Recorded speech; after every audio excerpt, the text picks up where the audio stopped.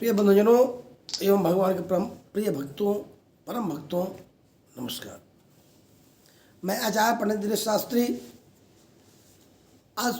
आज मैं आप सभी को अपने इस यूट्यूब चैनल पे पुनः आप सबका हार्दिक अभिनंदन और स्वागत करता हूँ।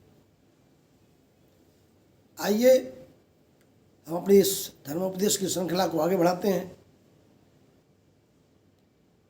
जैसा कि आज तक हम आपको भगवान प्राप्ति के ही कुछ साधन, कुछ ज्ञान, शांति के, भक्ति, ज्ञान, वैराग्य, संसार से शांति पाने का कुछ ज्ञान की बातें करते हैं, आप सबको बताते हैं और उसी के माध्यम से आज हम आपको बताएंगे कि भगवान के प्राप्ति के कुछ विशेष साधन। उस साधन में सबसे पहले आप ये समझ लें कि भगवान को प्राप्ति करने का, भगवान की प्राप्ति का 3 विशेष रास्ता है। पहला है भक्ति योग, दूसरा ज्ञान योग, तीसरा कर्म योग। तो हम भक्ति योग की बात करते हैं कि हम भक्ति योग से भगवान को कैसे प्राप्त करें। तो जैसा कि हमारे शास्त्रों में लिखा गया है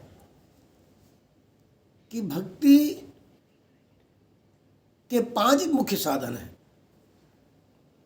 भगवान के भक्त लोग भगवान की प्राप्ति के लिए 5 तरीके से रसास्वादन करते हैं, भगवान को रिझाने के लिए, भगवान को अपना बनाने के लिए।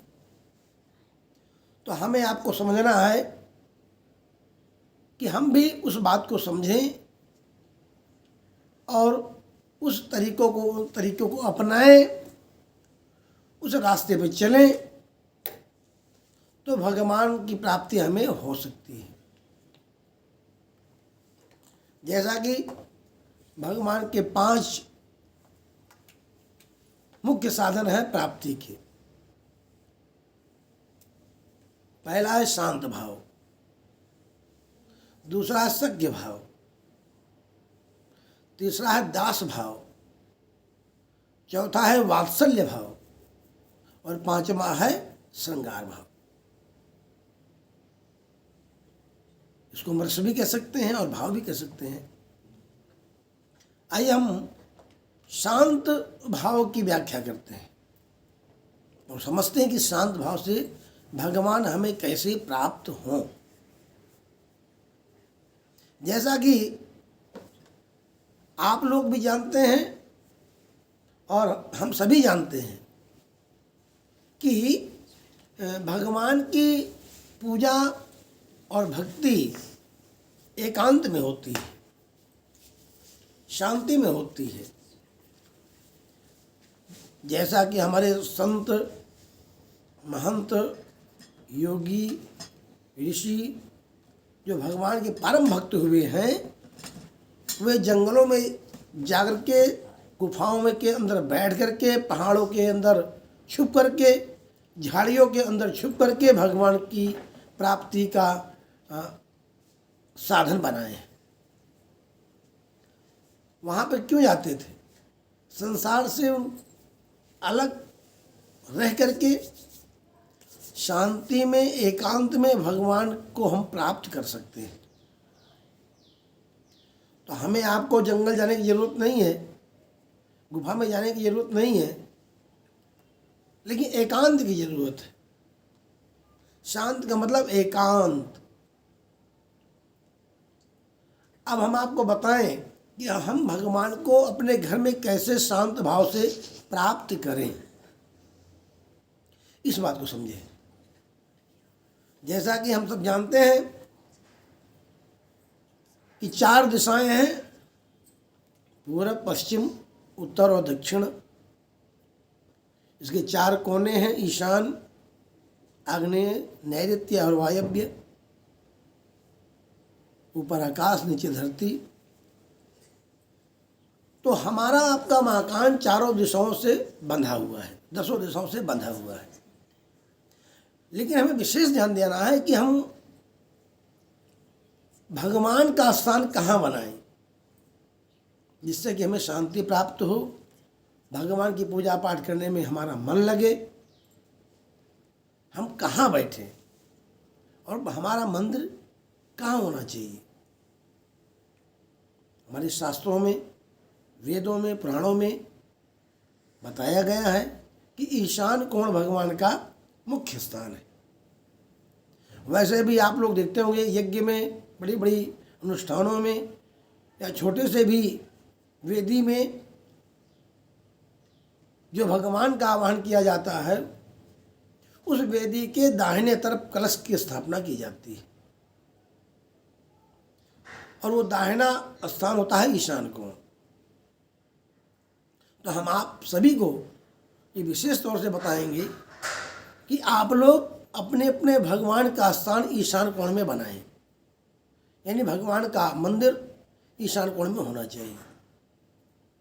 ईशान कोण में अगर होगा तो जब हम उनके पास बैठेंगे तो हमारा मुख सूर्य के सामने होगा, हमारे सामने सूर्य होगा और भगवान का मुख हमारे सामने होगा।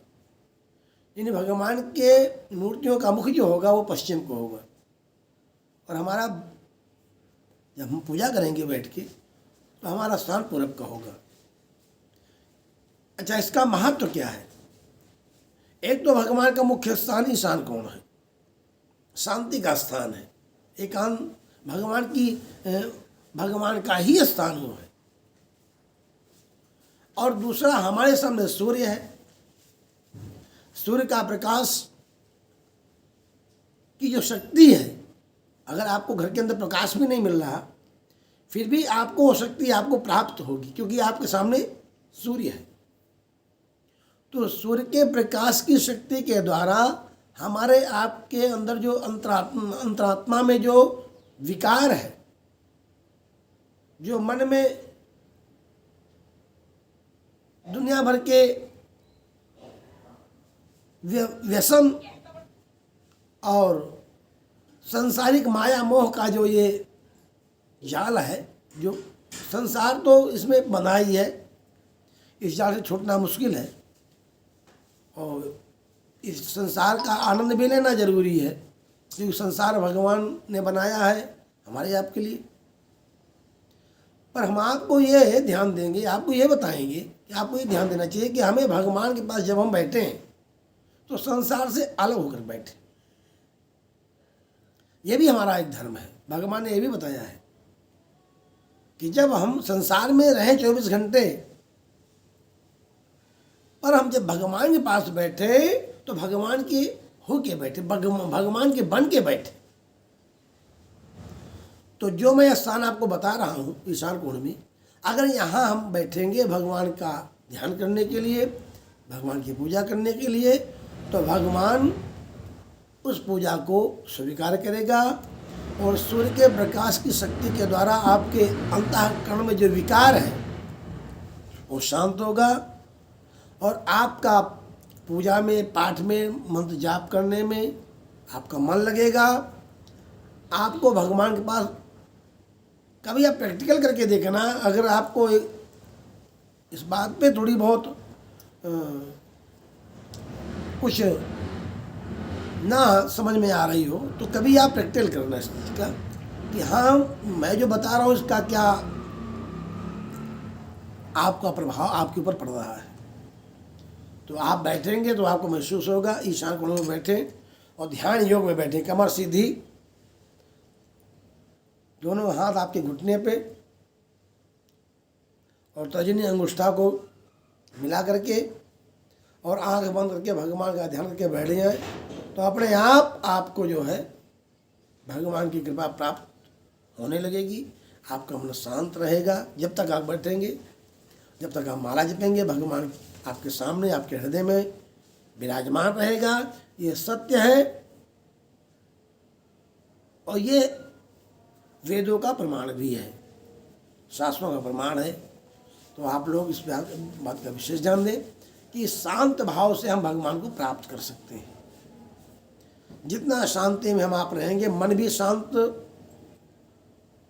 वहाँ बैठने पे हो जाएगा आपका, और आपको भगवान का साक्षात्कार हो जाएगा। ये सत्य है, इसमें कोई संदेह नहीं। तो आज हम केवल शांत भाव की ही बात करेंगे। आगे एपिसोड में हम आपको फिर बताएंगे कि भगवान की प्राप्ति का साधन और क्या है।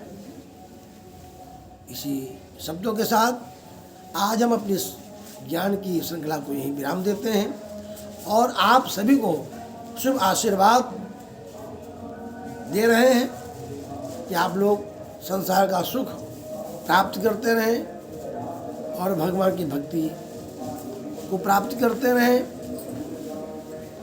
मैं आपको बार बार ये कहता हूँ कि आप लोग हमारे साथ जुड़े रहें, हमारे इस चैनल को सब्सक्राइब करते रहें, लाइक करते रहें, शेयर करते रहें, जैसे कि हम आपको से जो भी वीडियो डालें आपको मिलती रहे।